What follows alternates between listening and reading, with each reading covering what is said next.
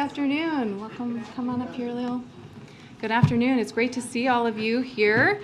And today I am thrilled to have someone else making their briefing room debut. We have the director of the National Economic Council, Lael Brainerd, here with us at the podium for the first time. Lael, as many of you may already know, brings a tremendous amount of experience to the president's economic team, having previously served as a vice chair of the Federal Reserve, undersecretary at the U.S. Treasury, and a deputy director of the NEC. Lael has been a tremendous asset to our team as we've navigated the past few months, and today she's here to talk with you about Bidenomics, which is the word of the day, word of the week, word of the month, word of the year here at the White House. And Bidenomics is rooted in the belief that we grow the economy when we grow the middle class. So Lael, with that, I will turn it over to you for a few remarks. Well, thank you very much, and good afternoon. As you know, the President's traveling to Chicago tomorrow to deliver a major address on the U.S. economy. When the President came to office, the economy was reeling and supply chains had broken down. But instead of going for a short-term fix, the President recognized that many of the challenges in our economy had been developing over a longer period of time. He rejected trickle-down economics, the theory that tax cuts at the top would trickle down, that all we needed was for government to get out of the way. That failed approach led to a pullback of private investment from key industries like semiconductors to solar. It led to a deterioration of the nation's infrastructure, and it led to a loss of a path to the middle class for too many Americans and too many communities around the country. So the President vowed to put in place a very different approach, an approach that grows the economy from the middle out and the bottom up, and that is very focused on growing our middle class. The President will outline the three key areas that are at the heart of that strategy. First, we're making smart investments in America in sectors that are critical to our economic and national security, focusing on infrastructure, clean energy, and semiconductors, and doing it in a way that catalyzes more private investment, not less.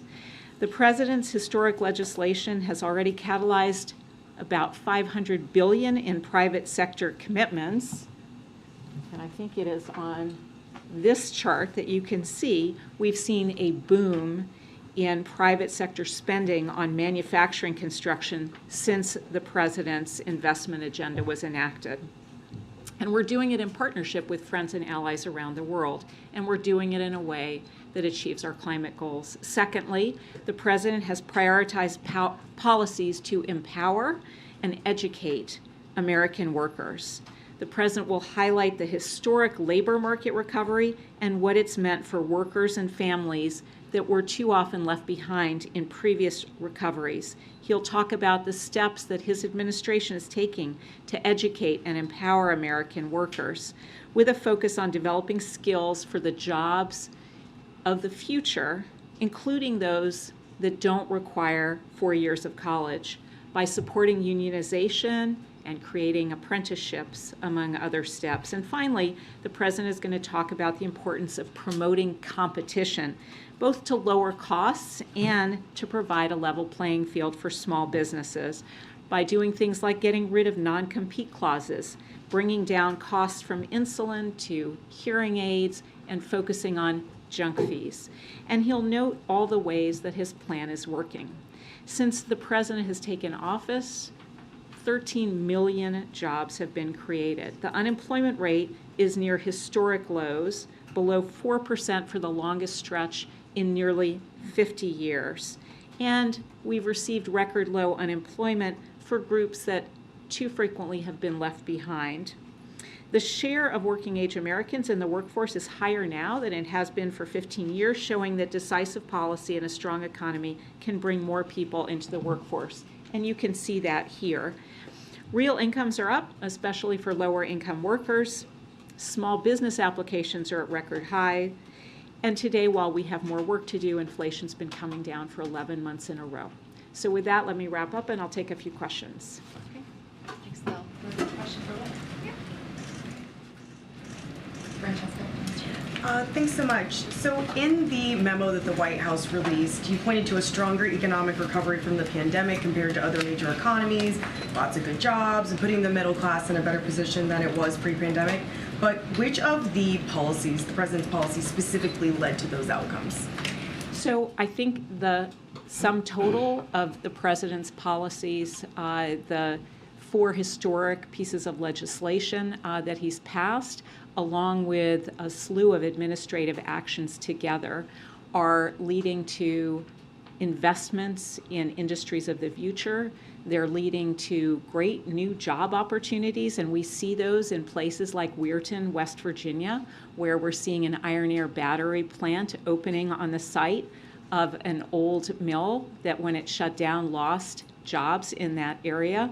And of course, we're also seeing it in the steps that are being taken to increase competition and to create better opportunities for small businesses. So it's really the sum total of all 3 prongs of his policies that are working to create a strong economy, but also an economy that will be resilient for the long term because we're investing in infrastructure.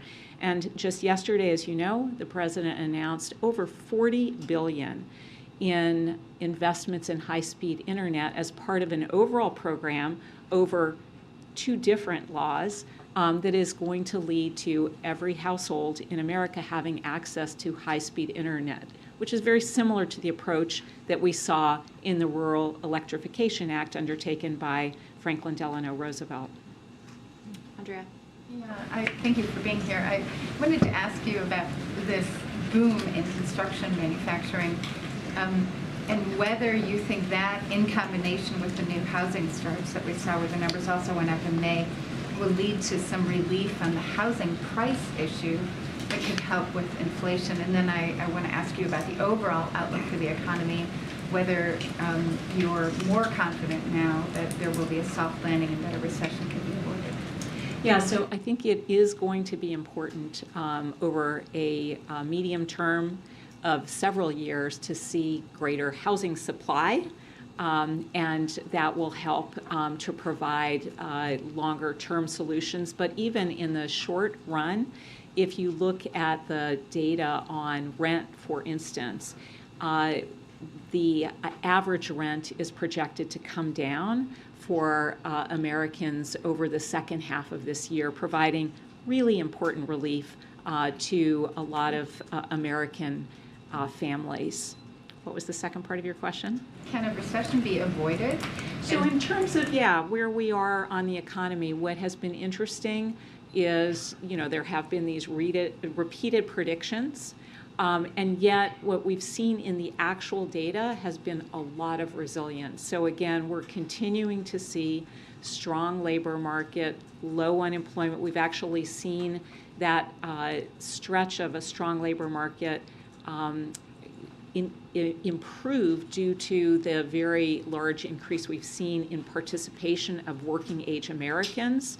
And so there are reasons to think that we are going to continue to see resilience against a backdrop of what we have referred to as more stable economic growth. Kellya? Thanks for being here. When you look at the overall picture with respect to office space in cities and how that has been an issue with the changing way people work, do you see that as having an impact on the economy if those buildings, can't be sustained, the companies and the banks that are involved there? And with the kinds of projections you're doing for the infrastructure building and the broadband and all of that, when we have such a tight labor market, where do you foresee that pool of workers to be, and can it be satisfied? Yeah, so in terms of commercial real estate, this is obviously an area that we've been tracking closely. Within commercial real estate, it's really that segment that you referred to. It's office space only. Some of the other areas of commercial real estate have actually been doing quite well, like industrial, and even retail has been doing better. Multifamily's been doing very well. But yes, some areas, office, is now adjusting to different patterns of working, more remote work potentially. So that needs to work its way through. And of course, we're very attentive to where those financial risks may lie. And so far, they seem to be being managed pretty well, but we're going to stay focused on that. And the second piece was matching workers with jobs. So the President's agenda includes a lot of initiatives that are intended precisely to make sure that our workforce in the places where we're seeing those investments is skilled and is connected to those jobs. And so we talk about registered apprenticeships. The President just traveled to North Carolina to participate in meetings at a community college that was part of a consortium that resulted from his legislation. And those students are being connected directly to these jobs associated with investments in our manufacturing sector, and in some cases going back to high school level curricula.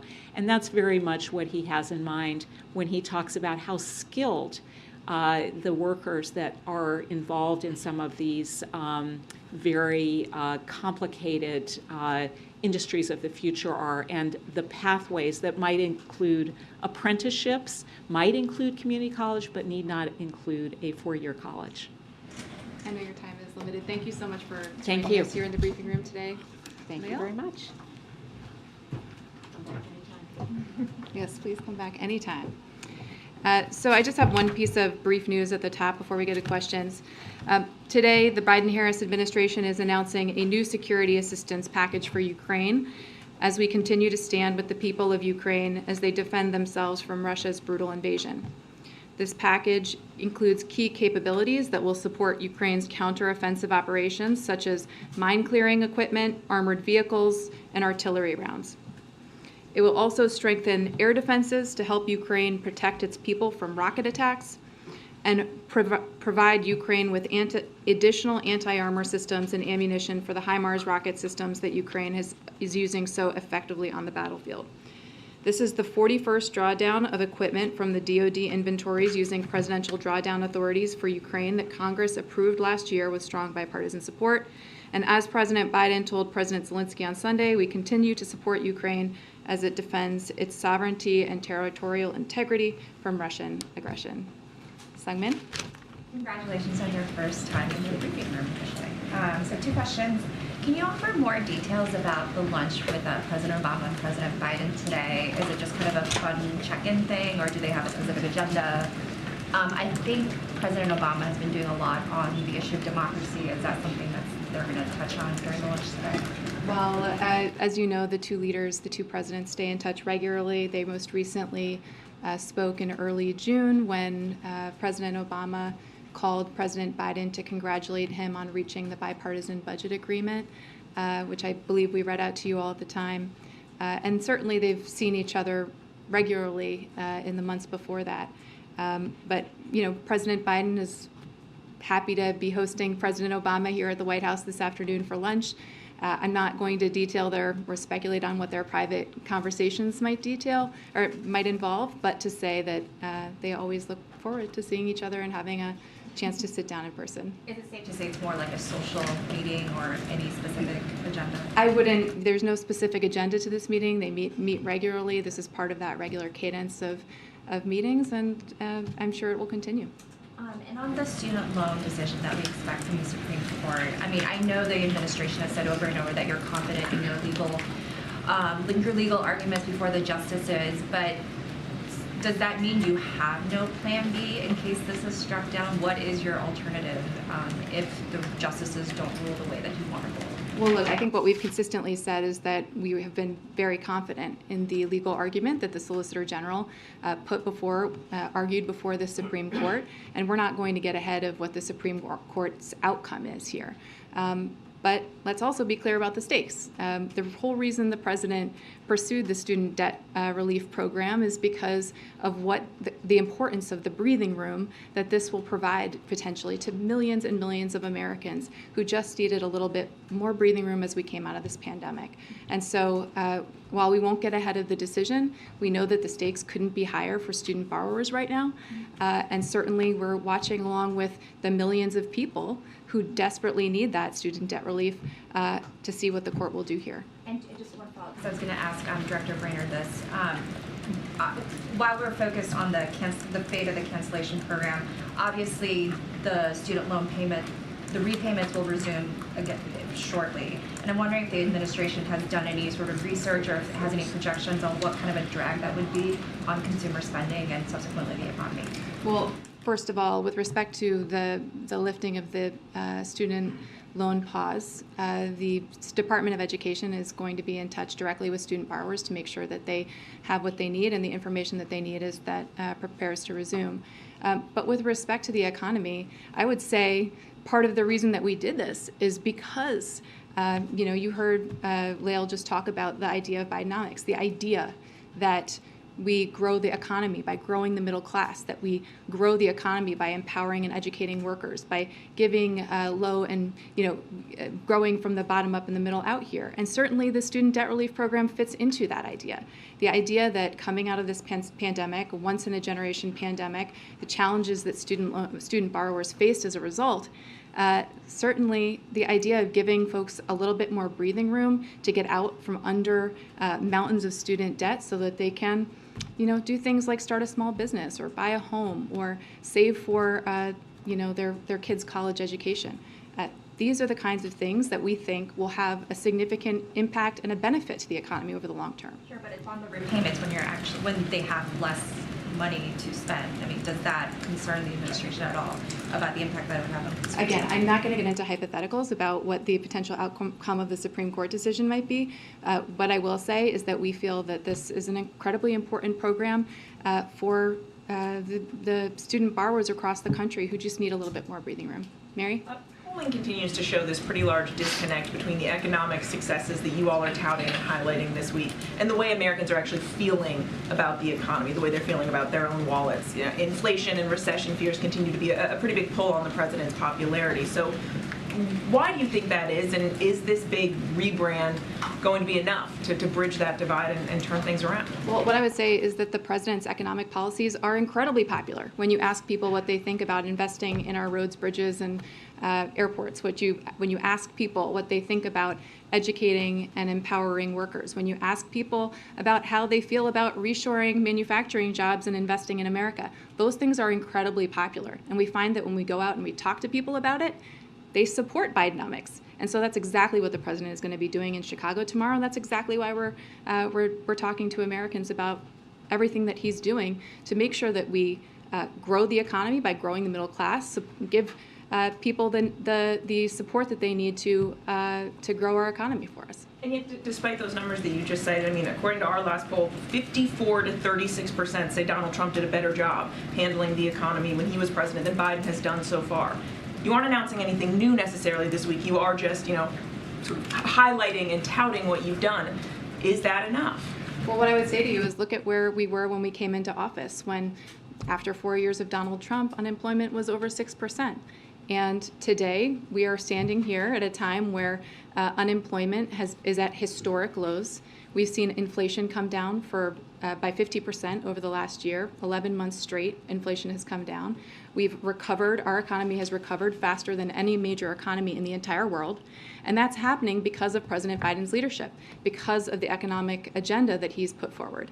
2.5 years into this administration, we are just seeing the first impacts of all the historic legislation that he was able to achieve in the first couple of years. We're seeing shovels in grounds. We're seeing private investment come back to our country. We're seeing millions of jobs created.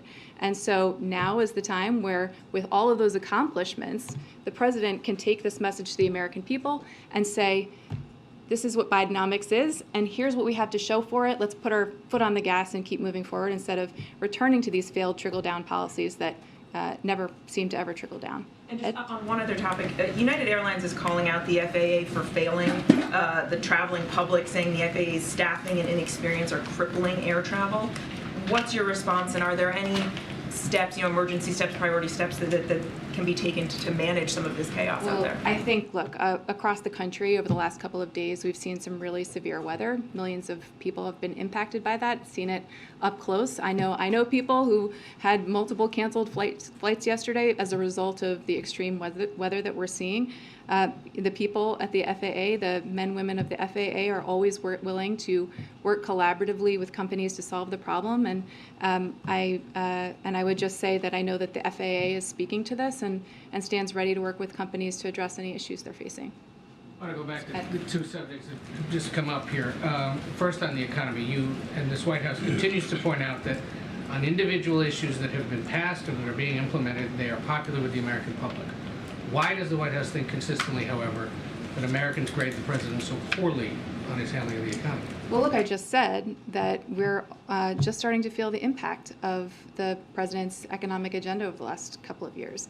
I mean, he in the span of 2 years' time, passed bipartisan infrastructure law, the Inflation Reduction Act, CHIPS and Science Act, and now we're starting to see we are reaching the implementation phase where people are seeing 35,000 infrastructure projects and shovels and grounds across the country, where we're seeing $490 billion in private sector investment coming back to the United States and reshoring of hundreds of thousands of manufacturing jobs in cities that had been hollowed out for generations. So people are just starting to see the impact of all of the successes of the last couple of years under this president's economic agenda. And now is when we're able to not only talk about what the president's agenda is, but point to the results and the fact that we have to keep our foot on the gas, as I said, to keep ourselves moving forward here. Some version of what you just said has been said by this White House, though, most of the year.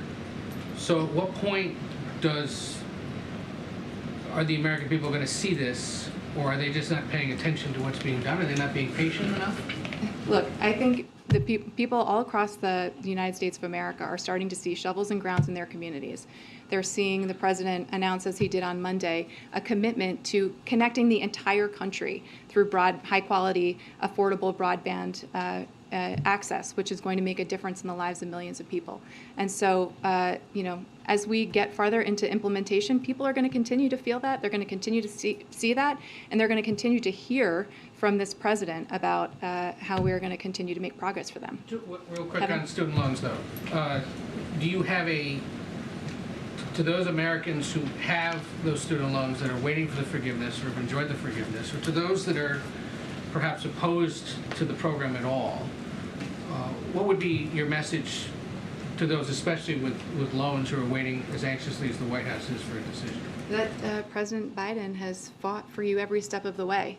The student debt relief plan he announced to give millions of student borrowers who were buried under mountains of debt a little bit more breathing room coming out of this pandemic.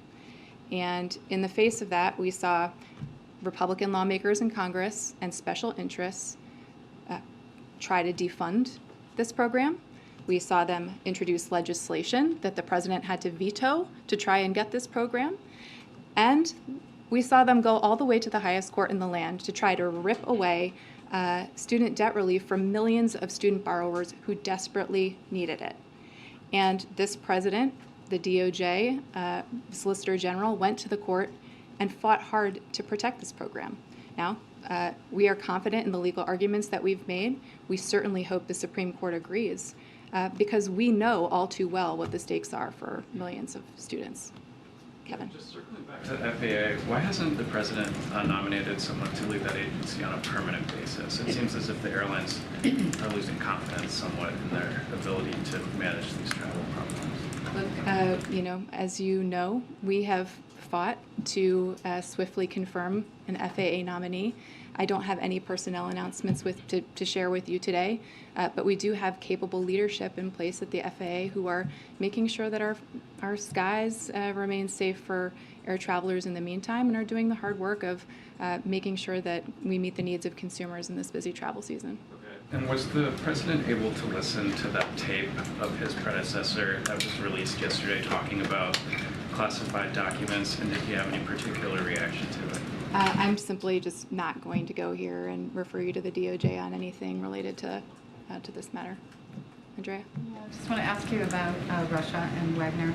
What actions, can you take as an administration to hold Wagner accountable for their for what we just saw over the last few weeks? And are you starting to, to what extent are you concerned about a destabilization of Russia and the impact that would have on the global economy, but also on the conflict? So with respect to your first question, we have taken action against the Wagner Group in the past. I'm not going to forecast any future action against Wagner or even speculate on what the future might hold. As you know, we are continuing to monitor this situation closely and stay in close coordination with allies and partners across the globe. You saw the President, Secretary Blinken, Secretary Austin doing that across the weekend into Monday. And certainly the President continues to be briefed on this situation and is monitoring it very closely. We don't have a perfect picture right now of what is happening, but we want to continue to make one thing very, very clear, and that is that we resolutely stand by and support Ukraine. You just heard me a moment ago announce yet another drawdown for Ukraine to make sure that they have what they need to defend their territorial sovereignty and integrity. And you saw the President speak to President Zelensky on Sunday to reinforce that directly. So we'll continue to make that clear. We're continuing to watch the situation. I'm not going to have much more to say on this today, unfortunately. We just are in a place of waiting and watching and working with our partners to make sure we have an accurate assessment of what's going on. And did I miss the second part of your question? No, I have another one actually though on China. We've seen reports that Janet Yellen will be going to China next week, and I'm wondering about what your plans are, your thinking is about having the President speak with President Xi after the whole dust up of the last campaign, sort of announced, whatever the dictator remark, whatever you'd like just to call it out. So I don't have any travel to preview for Secretary Yellen. Certainly would refer you to the Treasury Department to make any announcement of that nature. With respect to the President, I also don't have any call to preview. I think you heard him the other day say he hopes to speak to President Xi in the near term, but beyond that, I don't have anything to add on that front. What I would say is that, as you heard Secretary Blinken say during his travels in the region and upon his return, we continue to feel it's really important that we have multiple channels of communication with Beijing, and that is critical to the relationship in a time where our increased competition, we want to make sure that doesn't veer into conflict. And so have those multiple layers of communication to avoid any sort of miscalculations, misperceptions, tension, manage the tensions in a responsible way. Given the situation that we saw unfold this weekend in Russia, are you reaching out to your Chinese counterparts through all these different discussion channels to ask them particularly to take any particular action in the context of the divisions in Russia? I don't have anything specific to read out to you on that. Sebastian? Thank you very much. Do you have anything on the slightly mysterious conference that took place in Denmark on Saturday? I mean, I say a little mysterious because it was a big conference. It was countries from all over the world, including some of the Ukraine skeptic ones, if you can call them that, like India. But very little has come out of it. Do you have anything on what did come out of it, and could it lead to something more concrete and visible? So you're referring to a meeting that happened, it was organized by Ukraine in Copenhagen over the weekend. And on Saturday morning, National Security Advisor Jake Sullivan participated in that meeting virtually, and a Senior Director for Europe, Amanda Sloat, participated in that meeting in person. Again, it was convened by Ukraine. They had a positive and productive discussion about, about what principles for peace could look like and how we could achieve a just and durable peace in Ukraine. And the attendees broadly agreed that we want to see this war end swiftly, and we want to ensure that everybody continues to respect the fundamental principles of the UN Charter And that includes the principles of sovereignty and territorial integrity. Beyond that, I don't have anything to read out to you. This was a meeting convened by Ukraine, and would refer you to them for other participants and details. Merrick? Thank you, Olivia. I have two questions for you. I would like to follow up on Andrea's question. There are alarm bells are ringing in Poland and Baltic states because of the movement of Wagner Group troops to Belarus. And Polish president just today called it a relocation of Russian forces. So is it at all possible that the whole mutiny was just a cover for moving Wagner's troops to Belarus? And what's your reaction to those concerns on the eastern flank of NATO? So I'm not going to get into any sort of speculation about this situation. We're continuing to monitor it closely, and all I'll say is that, rhetoric around nuclear weapons is, we've seen coming from the Russians is highly irresponsible. And that said, we've seen no change, no reason to assess that their nuclear posture has changed, and no reason to change our own nuclear posture. With that said, we remain committed to the collective defense of the NATO alliance, which of course includes Poland, and we are going to stay in close touch with our partners and allies to make sure we continue to monitor this closely and responsibly. And to follow up on nuclear weapons, President Lukashenko said today that a significant part of the nuclear weapons have been brought to Belarus. Can you confirm that, and that in fact it happened? And if true, why the U.S. is not changing its nuclear posture in response to Russian change in their nuclear posture? John yesterday sounded like a little bit dismissive about this movement. Yeah, I can't confirm that for you. Mike? You've talked a lot today back on the economy about what the president has already done in the last 2.5 years. That, of course, a lot of the president's agenda was left on the table. Child care, ending Trump tax cuts, that kind of thing. At what point, and obviously it's not this speech, but at what point does the president have to pivot to be talking about specific proposals for new things that he wants to do in a potential second term, or even in the latter part of this term? And why isn't if this, I think Corinne yesterday called it a cornerstone speech or something like that. Why not use this opportunity, you're obviously building up the speech, to do some of that, to talk a little bit about new specific proposals? Well, look, part of what we're doing right now is implementing so much of this legislation, right? I mean, we launched a couple of weeks ago invest.gov, where you can go and you can actually see where all the private investment that's coming into the United States, where all of these 35,000 transportation projects are springing up across the country, that is now underway. And we're focused on implementing the incredible pieces of historic legislation this president has gotten done over the last 2.5 years, and making the case that this is the kind of strategy we need to continue to put the pedal to the metal on, so that we can continue this economic progress and not risk undercutting all of that. Because as we've seen, House Republicans continue to try to repeal the IRA and the progress that we're making in investing in clean energy and manufacturing, reshoring jobs in America. They're continuing to push for unpaid for extensions of the Trump tax cuts, which would add $3 billion to our deficit, send jobs overseas, and undercut the progress that we've made. So this president is laser focused on, the historic progress that we've made, the historic legislation we've made over the last 2.5 years, and making sure that we implement that right now successfully, so that we can continue to keep our foot on the gas, as I said. Does this administration think that's enough, or at some point, does the administration think he has to lay out his next vision? Well, so today we're focused on tomorrow and laying out Bidenomics and talking to the American people about what that is, how it's taken shape, and how it's made a meaningful impact in their lives.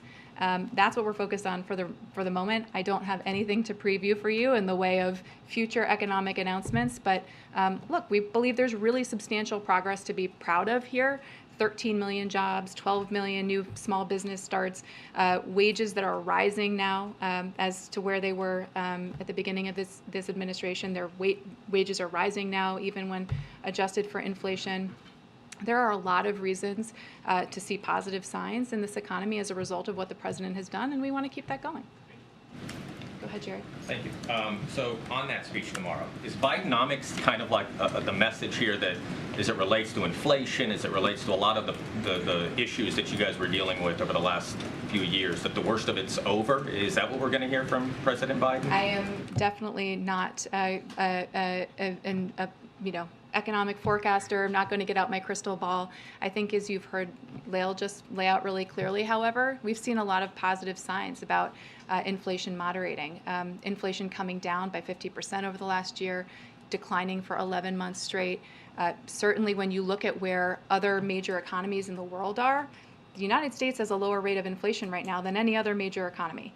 And so that tells us that we are on the right track here, and we've got to continue to keep our foot on the gas. Does the administration share the baseline view of the Federal Reserve that 2% inflation is the goal? I, as you know, cannot comment on the independent monetary policy set forward by the Federal Reserve, so I'm just going to leave that there. Ed, go ahead. Thanks, Olivia. So the Federal Reserve says inflation is double what the Federal Reserve would like to see, and they believe the unemployment rate will go to 4.1%. So how is Bidenomics not an era of high inflation and rising unemployment rate? Well, take a look at where we started and where we are now. That's the easiest answer to your question. When we came into office with the global economic headwinds of COVID that were then compounded by the disruptions we faced when Russia invaded Ukraine and disrupted global food supply chains, global fuel supply chains, sent inflation soaring around the world. Right now, the United States is in a better position on inflation than any other major economy. And why is that? It's because the president took a number of swift and decisive actions to make sure that we got our economy on track, that we got ourselves open and chugging along again. And today, as a consequence of that, we see record low unemployment, record new small business starts, inflation that, again, is lower than any other major economy in the world. And we're making progress. But we're seeing layoffs, specifically talking about the auto industry. For example, Ford is saying they're laying off workers to afford the cost of the transition to EV. The first quarter of this year, Ford lost $700 million on their EV program, lost $600 million last year. So is that what we can expect with Bidenomics? Well, I would just say, looking across the economy broadly, we're seeing signs of progress. We're seeing, as I said just a moment ago, record low unemployment, record small business starts, jobs that are coming back by the hundreds of thousands overseas as a result of private investment in clean energy manufacturing in our country. And so certainly we believe that broadly we are on the right track here, that Bidenomics is having a tremendous impact, and we want to continue to see that progress move forward. Go ahead. Does the White House have a response to Ron DeSantis' proposal to use lethal force against drug cartels trying to cut through the border wall along the southern border? I've got to be really careful from here in talking about 2024, declared 2024 presidential candidates as a result of something that you all know. It's called the Hatch Act. It prevents me from doing so. But what I will say broadly is that with respect to immigration, this president came into office introducing a comprehensive immigration reform, sought and received and was able to obtain record border security funding, was able to put in place a series of policies that expanded legal pathways for migration, that dealt with our border situation, and has now resulted in a significant decrease in unlawful border crossings since the lifting of Title 42. And he's done all of that without the help of Republican governors around the country or Republican lawmakers in Congress. And so we think that this is a serious issue that demands leadership, and that the president is providing that leadership. And we just hope that Republicans will find their way to the table. On the policy itself, do you think, putting aside Ron DeSantis' proposal of it, do you consider that the use of lethal force against, he says drug cartels, do you consider that draconian? I haven't seen the details of this policy, and I'm not going to speak to it specifically, also given my Hatch Act concerns, but I'm happy to take it and come back to you if I can say anything about it. Jackie, go ahead. Thanks, Olivia. What message is the president trying to send to the American people when he invites his son to the state dinner and Camp David, as we saw this past weekend, amid everything he's going through? Every president of the United States has invited their family to state dinner. This president also has a family. He is no different. And beyond that, I'm just not going to engage on this. The former White House Press Secretary, Jen Psaki, acknowledged that optically that might not have been easier for the White House. Can you elaborate on that at all? The decision to invite the president's son amid everything that he's going through and what challenges that poses for this White House to explain?